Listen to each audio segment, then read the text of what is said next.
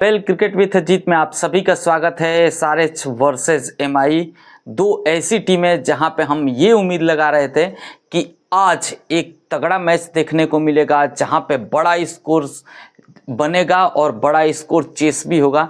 लेकिन 162 रन बनाई एसआरएच, ये थोड़ा सा हजम नहीं हो रहा है।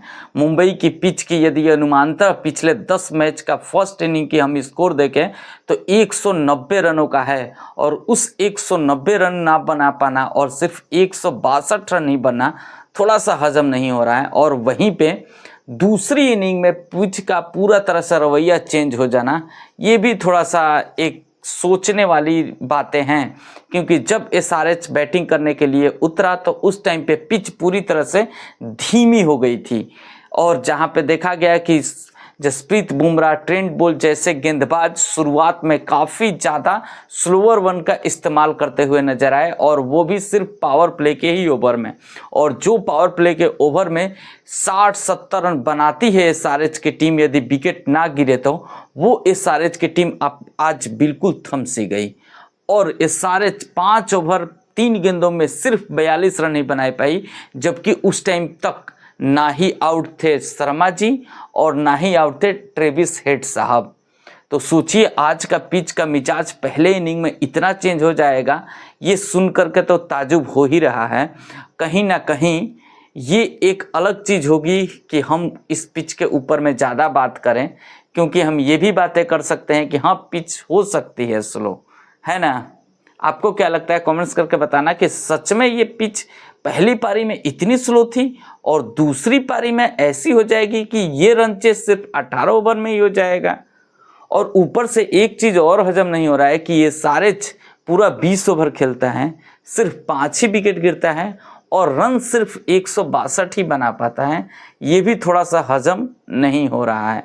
वैसे हम अनुमानतः ये अनुमान लगा सकते हैं कि ठीक है एसआरएच ने गड़बड़ खेला है, गलत खेला है, बैटिंग सही नहीं कर पाया, पिच को जज नहीं कर पाया, या फिर हम कुछ भी कह सकते हैं। लेकिन फाइनली अब जो है मुंबई पिकअप कर चुकी है इस आईपीएल को, और अब लगातार 2 मुकाबले मुंबई जीत चुकी है।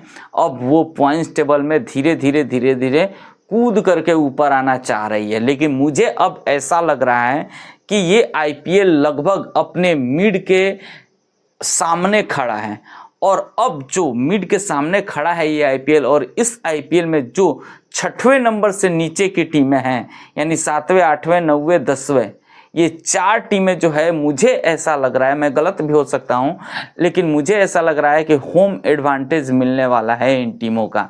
और जो भी टीम ये खेलती है अपने घर में, उसको जीतने की चांसेस अब ज़्यादा बढ़ने वाली है। अब क्यों बढ़ने वाली है आप लोग समझ सकते हैं। तो जीत आई है मुंबई की, और मुंबई ने अच्छा खेल दिखाया भी है, चाहे वो बॉलिंग में कह ले या फिर बैटिंग में कह ले। पहले बॉलिंग करा और एसआरएच जैसी तगड़ी बल्लेबाजी लाइनअप को सिर्फ 5 ही विकेट गिराया, लेकिन फिर भी 162 रनों पे ही रोक दिया, और उस 162 रनों का चेस यहाँ पे 18.3 गेंदों में कर लिया। और इस 18.3 गेंदों में ज़बरदस्त बल्लेबाजी देखने को मिली, ऊपर के रोहित शर्मा से लेकर के नीचे के हार्दिक पांड्या तक। हार्दिक पांड्या ने तो तगड़ा फिनिश किया, और हार्दिक पांड्या 200 से ऊपर के स्ट्राइक रेट से खेले। लेकिन एक चीज़ें मुझे कहनी है कि ये आईपीएल है, और ये आईपीएल इंडियन प्रीमियर लीग के नाम से जाना जाता है, जहाँ पे हर एक टीम में 4 फॉरेनर और 7 इंडियंस खिलाए जाते हैं।